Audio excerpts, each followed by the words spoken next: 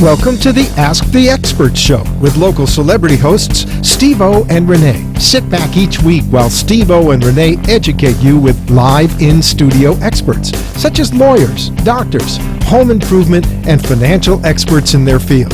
Call in and have your questions answered each week at 888-565-1470. Now, here is Steve-O and Renee with today's expert in their field. Hey, good afternoon. Beautiful Thursday afternoon. I have to think about which day I'm at because our show used to be on Mondays, and then we moved it to Thursdays, and then Renee and I have a morning show every morning from 7 to 10, not this station. Today's going to be kind of a cool day because we're starting to get so many emails, people asking about estate planning, and we're actually going to read some of your emails today because we have... He's not allowed to say this, but I can because I'm not with the bar. We have one of the top estate planning law firms, Ginsber and Schulman. We have one of the senior partners, Dave Schulman, on with us today. And not only are we going to talk about estate planning in the first half, but we're also going to do it in the second half. So you want to stay tuned when we go to break at 4:30. We've got all kind of questions, but first thing, as we always do, first, welcome, Dave. Thanks, Steve. I'm so glad you're with us. Oh, I'm happy to be here. We were just talking about restaurants. Doing this, sure. And, hey, today's kind of a sad day. Yeah, we lost one of the great musicians and talents of all time, Prince. I was a big fan. He was just phenomenal. And then yesterday we had Joni Lauer. China. So they say these things come in three, God forbid. I don't know who's next, but... So did you like Prince? I did very much. It was fantastic. He was amazing. I love the movie that he did, was kind of about his life. Purple Rain. Sure. Yeah. And then he can just play any instrument at any time. If you go on YouTube, do a search for him playing at the Rock and Roll Hall of Fame induction, where he played While My Guitar Gently Weeps. It was him, it was Tom Petty, it was Jeff Lynne. Oh, you know your music. It was George Harrison had already died, but George Harrison's son was up there. And Prince on the guitar put them all to shame. You had some of the best guitar players in the world. Hey, I just went to Rockfest. And Prince destroyed about them. 2 weeks ago. Rockfest were bands from the 80s. The Romantics, Jeff Tate. There was a female, I can't remember her name, but wow, it was out at Sunrise, Markham Park. All bands. Now, what's the guy who was a lead guitarist of Kiss? And his name is Ace Frehley. Ace Frehley. He was there. It was 2 days of nothing but rock and roll. We went there. It was amazing, but I bet you would have known every one of those bands there. Probably. Romantics have really aged. Right. I used to see some of them at the Sportatorium when back in the day, the Hollywood Sportatorium, which if you were here in the 70s and 80s, you know about. I lived in Dallas back then, and we had a Sportatorium there. But this is where wrestling was done at. Yeah. Anyway, we're just kind of going down memory lane, but we're gonna talk about estate planning.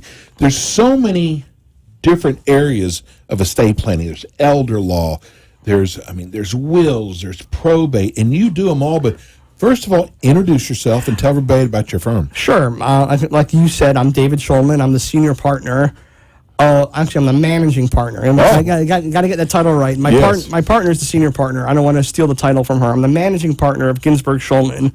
We're a boutique estate planning and elder law firm where we only do estate planning, elder law, probate, guardianship, tax, and those type of related matters. We don't do divorces. Business? You do business as well? We do business as it's related to estate planning. Okay. We don't do business separately, but often, estate planning involves business succession planning and managing the business and transferring it on to the next generation and setting up and transferring your assets into a business for estate planning purposes. So in that manner, we do business planning. We don't do business just by itself. Okay. Now, your office is on Las Olas. Right, or 401 East Las Olas. Right. It's the Bank of America building. And we have a satellite office in Boca on Glades Road at One Boca Place. So you got two great locations. Now, let me tell you, I want to put this in before we get started. I'm hearing people, this is really disgusting, listeners, who Google an estate planner. You don't want to do that. Probably not a good Because idea. you know what? Here's one of the reasons why. Because some think the ones who are at the top are the best. And that's not necessarily true. Just because they paid for that. Okay, it's funny. I get a call 3 times a week from someone saying, "You pay me money, and I'll guarantee you the first on the first page of Google." But here's the thing: they're telling everybody that. You know, you got 1,000 of these people calling 1,000 lawyers, each guaranteeing them in the first place of Google. There aren't 10,000 places there. There's probably maybe 15, maybe. Right. So I mean, SEO is black magic that no one knows how to do. So this is the purpose of our show. The purpose is that we bring you don't have to go to Google. We bring you the top people. That's why this show is called Ask the Experts. And your firm has got an excellent reputation. And by the way, you can actually watch the show now live by going to www.wwnnradio.com, or you can go back on YouTube and watch it, or you can go back on YouTube. YouTube is the easiest to go back to find. Right. Within 24 to 48 hours of the show being recorded, I'll post it on my on YouTube, your website. On my website and on YouTube. Great. You have a Facebook. We do. Once you start putting it on your Facebook, this is there's attorneys. It's there. Thousands. What we do is we post it on the YouTube and we link to it in multiple places. Beautiful.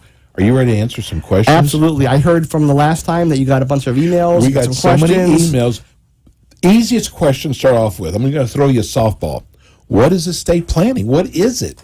Estate planning there's 3 different parts to it. The first is you want to be able to control your property while you're alive and in good health. You're alive, you're mentally capacitated, you're okay. Your property is your property, and you have full control of it. You don't want anyone else coming in and taking care of it for you. And you don't want to wait, because, I'm sure Prince was probably taking care of. We only know about today. We don't know about tomorrow. No. So the second part is that if you become incapacitated, you want to be able to appoint someone to manage your property for you, and not have a guardian, not have the court appoint a guardian for you, to have a guardianship. So you don't want that. You do not want a guardianship. Okay. And finally, when you pass away, you want to be able to give what you have to who you want, when you want, and how you want, and pay the least amount of taxes and fees and court costs as possible. So your business it's threefold. Not only do you want to make sure that things are taken care of, but also the taxes too. Absolutely. So that's wonderful. So that's what estate planning is. What is elder law? Estate planning focuses more on what happens when I die. Okay. Elder law focuses really more on what happens when I live. That we're living, life expectancy is longer and longer. People are living well into their 90s, and often they don't have the money to maintain themselves, to take care of themselves.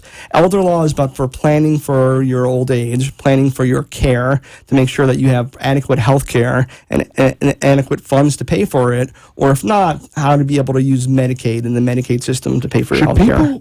Should people depend on Social Security? Is it still going to be around 15, 20 years from now? Who knows? I think it will be. Okay. But you still need to plan, though.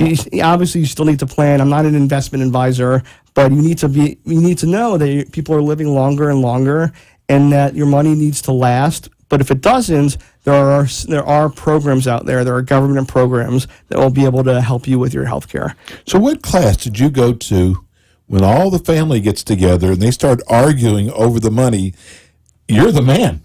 Well, hopefully you people take care of it beforehand. Okay. That if you don't plan, then the government has a plan for you. Yes. When it's called intestacy. Tell them what that is. That if you die without a will, then the government determines how your property is distributed for you. That's what's known as intestacy. You can choose how to leave your property however you want, but if you don't, then the government has rules for it.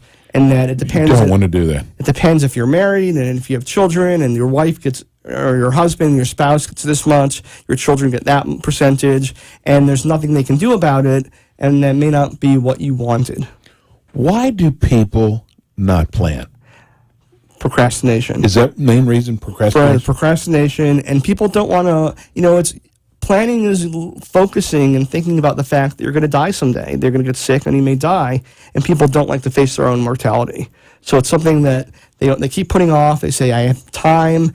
Who knows? Hopefully Prince had great planning. I'm sure he did, but you never know when it's going to happen. So people think, a lot of people live in their 90s. Sometimes people don't. And so people keep putting it off because everyone procrastinates at everything. Well, I ask you, what age should people start planning? But we never know about tomorrow. I mean, if you're over 18, you should at least have basic planning, and you should have a will. You should have a power of attorney and a healthcare surrogate, which I know there's a question on from the email. We can talk about a little bit, and a will, just basic documents to protect yourself in the event of you get sick or you pass away. Okay, how do you decide who should oversee your business? In other words, should be a family member? It really depends on the circumstances. And everyone's different. First, depending on assets, how much assets? Depending on assets, depending on how trustworthy your family is. For a smaller amount of assets, it's often the spouse. Upon the first spouse's death, it's the surviving spouse. If there are adult children, and everyone gets along. And there's the house, there's some stock, the bank accounts, and everyone gets along. Then it's either the surviving spouse, then often the oldest child or the most responsible child, and that's not a problem. I think you told me that Jill handles guardianship. Jill is a guardianship expert. That's correct. I'm going to tell this is because I know firsthand. If you have a child who's 15, 16, at 18 years old, the government, it's 18 or 21? It's 18. 18. The government can actually come in and take over if they're incapacitated. Yes. Well, that's what. Okay. Let me put it. Ours has. If you have a child with autism. or some. But there's so many people. Or greater there's so many kids out there with autism now. 1 out of 88 kids have autism now. That's crazy. So, and our daughter does have autism. Right. So, we were so unprepared, and it's a scary feeling when your daughter turns 18 and the state can actually tell you what to do. Well, there's a program called Guardianship Advocacy, Guardian Advocacy, which but no one knows about isn't that. as harsh as a guardianship, in which you don't necessarily need an attorney, only for cases of autism, in which when the child turns 18, they can have a guardian advocate appointed. Well, we did that. I got to tell you something. Of course, attorney's going to charge you. There's a lot of things you've got to do. It's not so easy. And we were sometimes going, I think we should have hired someone to do this. We do that, but Jill's expertise is more in elderly guardianships, in which people have the senile dementia, and then there's someone who is misappropriating funds or not treating the elderly person properly and taking money from them or not taking care of their health care. She's really good at establishing a guardianship for that person. But unfortunately, if you plan correctly, guardianship isn't needed. Okay. Well, and you're going to see I'm kind of moving because we got so many questions for you today. Right. You know what the number one question was? What's that? About revocable living trust. Sure. People want to know what one guy said. It sounds too good to be true.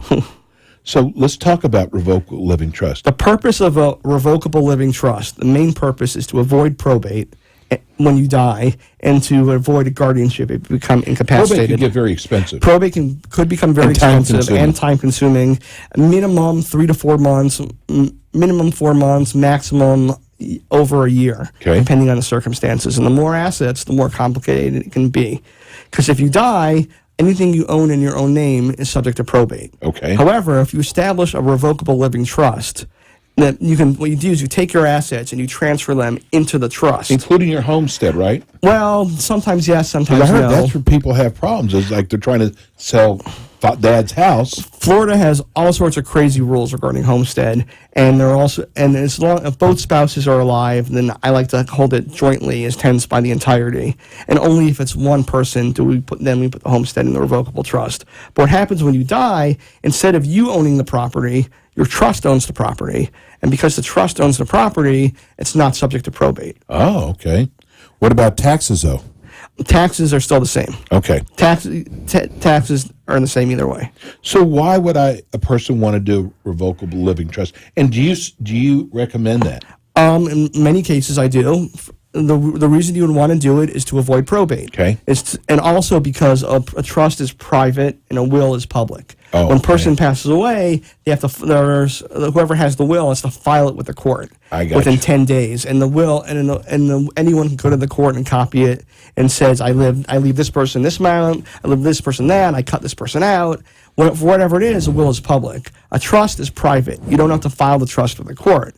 So if you want to disinherit a child, or if there's some information in there you don't want other people to know, you put it in the revocable trust. Okay. So if the property depends on the situation, right? Depends on everyone doesn't need a revocable trust, but and they're not expensive either. No, not necessarily. Okay.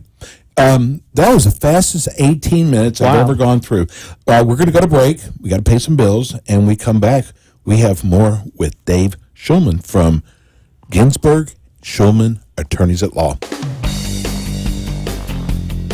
When was the last time your will was reviewed, or do you even have one? Do you know that without a will, the government decides how your property is distributed upon your death? Did you know that without proper estate planning, your children would receive every penny of their inheritance on their 18th birthday to use or lose without any guidance? The law offices of Ginsberg Schulman provide their clients with comprehensive estate planning, probate and trust administration, guardianship, business planning, and wealth preservation. They believe that planning for the future should not be left until the future.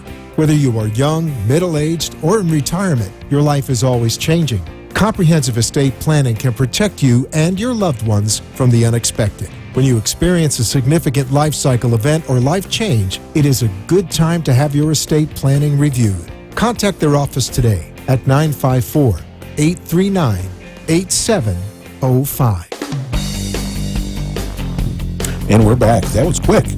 So I'm sitting here.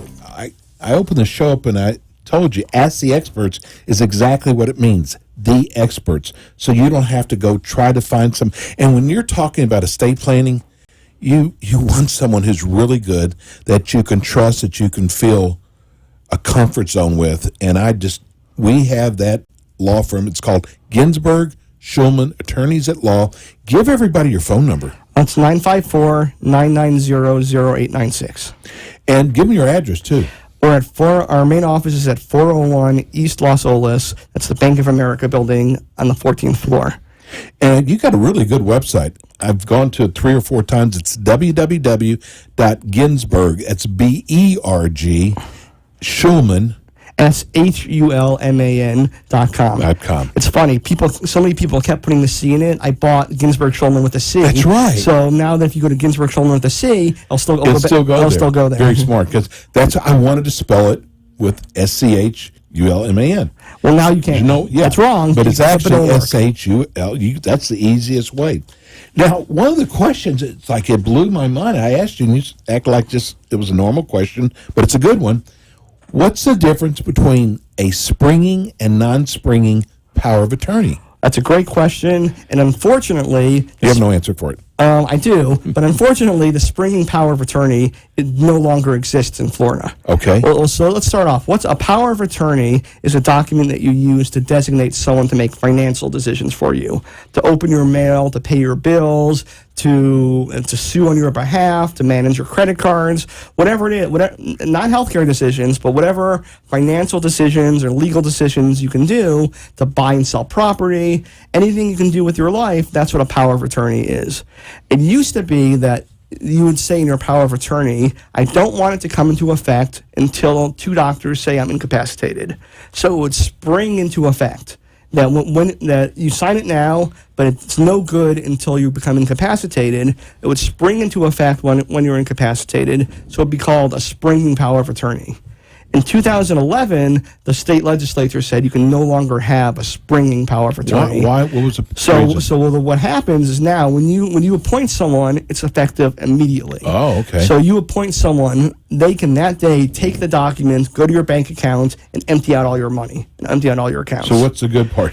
Well, if you're appointing someone you trust, if you're appointing your spouse or your child or a very trusted person, if someone says to you, it should be a family member? In most families, it's all or an attorney. It's a spouse first, and then you got to ask them, Tell me about your children. Are they responsible? Your adult children, are they responsible? Do they have creditor problems? Have they ever declared bankruptcy? They need to be honest with you. They need to be honest, because the person, whoever it is, can go and use it right away. The reason is that no one wanted to. There are all sorts of reasons. Is that banks wouldn't accept springing powers of attorney. Doctors didn't want to declare people incapacitated for lawsuit fears. So now it's effective immediately. However, you don't necessarily have to tell the person who you're appointing that they're the power. So, what is the interview process when you sit down with somebody? It must be very extensive. It's very extensive. We generally give them an interview sheet, an intake sheet to fill out first, to give all their basic information, where they live, who their children are, what their assets are. And then we go over it together, and we ask a lot of questions. Because you have to go over each of their children, I would think. You got to ask them about their children. You got to ask them about their assets. Their wife or husband. Right. Generally, almost always, we have the husband and wife together. Okay. It's not a good idea to do it separately, because we represent both husband and wife. They need to discuss these things together, and these are often things they haven't thought about, and they're difficult questions. Asking if one spouse dies, do they care what the other spouse does with the money? The other spouse gets remarried at some point, and how much of the money is going to go to the next spouse, or going to go to the children? How much control do they want the spouse to have? They're difficult questions. What do they think about their children's ability to handle and manage money? So, some kids can't manage money. Yes. No, I understand. Now, when I say kids, I don't mean minors. No, I mean adult children. Adult children. Do you set up, with my mother, we set up to, if she had a heart attack in the hospital, not to revive her. Right. Well, is that done when you're doing the will, or the living will talks about when you don't want to no longer be kept alive artificially. The DNR is generally done in the hospital and not through the estate planning process. Oh, it's done. Okay. We can put that type of language, but it's generally done through the hospital. But we do have a living will in which we talk about if you're in a permanent vegetative state or an end-stage condition, that you don't want to be artificially prolonged. That was a Terry Schiavo case. Oh, yes, right. Now, this is something we actually have kind of answered, but I want to ask you again, what is a power of attorney document? Why is it so dangerous? Like I said, the reason it's dangerous is because the person you appointed can take if they know about it, they can take the document, go to the bank, and say, here, I'm this person that's power of attorney. Give me all the money in the account. And the bank has to honor it. Do you see that happening a lot? We try our best to prevent it from happening. In that it hasn't happened with any of my clients, because, knock on wood, we're very forthright with the clients in explaining to them how dangerous the document is and how sure they have to be in the person they're appointing. And if they don't have complete faith in them, then we don't have them appointed. Also, we don't necessarily tell the people who are appointed that they have the power, because they don't necessarily need to know about it right away. Right. It used to be, when you think of a will, it's just about death. But it's not just about death. It's about incapacity, right? Well, not your will, but the power of attorney and the designation of healthcare surrogate, that if you're incapacitated and you can't make healthcare decisions for yourself, you need to be able to appoint someone to make healthcare decisions for you. Otherwise, the court may come in and appoint a guardian to do that for you. Is it a conflict of interest for you to be a guardian? I do not want to be this. There are professional guardians out. If a family member can't do it, there are people out there who are in the business of They're neutral. They're in the business of being professional guardians, and we work with them all the time. They're fantastic. They're trained. They have insurance. They're bonded. So we very much, if family members can't do it, use professional guardians. But we do not serve as professional guardians. Okay, I would hate to be the guardian. It's a difficult job, but I have a lot of admiration for the people. You hear about so much fighting that goes on after somebody passes away with the children, or with the ex-wife, or with the current or the new wife. So you hear arguing all the time. So shouldn't all this keep from all those arguments happening? Well, we try, and the better the planning is, then the better it is at preventing the arguments. If someone's going to be cut out, they may come in and try to get in anyways. Often the arguments aren't over money, but over stuff, over things with sentimental value, jewelry or tchotchkes. How about Donald Sterling? Tchotchkes. the owner of the Los Angeles Clippers. Now, he had a lot of assets, including owning an NBA team. He sold it. They forced him to sell the team. He had to sell it. But the courts, they proved that he was incapacitated, right? I mean, I don't remember. It was more of, they were saying he had dementia. Right. Did they force him to sell it? Yes. Did they give someone? I don't remember the facts of that case. Did, which I kind of, it was strange because he had a mistress. And they sold the Clippers for crazy $2 billion. Billions of dollars. $2 billion, yes. That's a lot of money. Not even the Lakers, the Clippers. Yes, the Clippers. But the fact is, his wife went in. Right. Because she was part owner in the team. And they were still married at the time, I think. So they should have had this whole thing planned out. But there was a lot of going to court, though, over this. It happens. Sometimes even the wealthiest don't do proper planning. Wow, that's amazing. So we have a different audience about every 15 minutes. I just want to, we got a minute or two left. Just tell everybody about your firm. Like I've said, we are a boutique estate planning firm, estate planning and administration and elder law. We're located in downtown Fort Lauderdale on Las Olas. We don't do DUIs, we don't do divorce, we don't do criminal. We only do estate planning and elder law and the related fields such as probate administration and guardianship.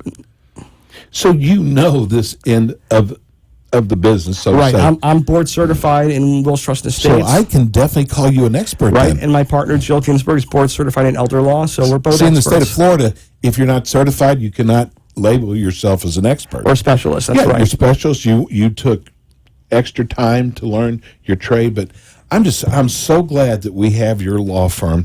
Now you're going to be with us again next month. Dave's with us every month. I don't know why he leaves his partner at home all the time. I guess someone's got to watch the shop. So someone has to earn money while I'm not talking. Give everybody your phone number again and your website. Sure, it's 954-990-0896 and www.ginsbergschulman.com. And do you have a Facebook? I think it's just Facebook / Ginsberg Schulman. Okay. We're getting ready because after we take this break, we're going to have your last month's show on. Kind of a treat we've got for you today. And it was a great show. So if you've enjoyed listening to the show today, you definitely want to stay tuned when we come back from break. We're going to have last month's show on. Great, I'll go listen to it. Yeah, great. Good seeing you again. Thank you so much. And we'll be back with you next Thursday. Don't go away. We come back, we have last month's recording. Ginsberg, Schulman, Attorneys at Law. When was the last time your will was reviewed, or do you even have one? Do you know that without a will, the government decides how your property is distributed upon your death? Did you know that without proper estate planning, your children would receive every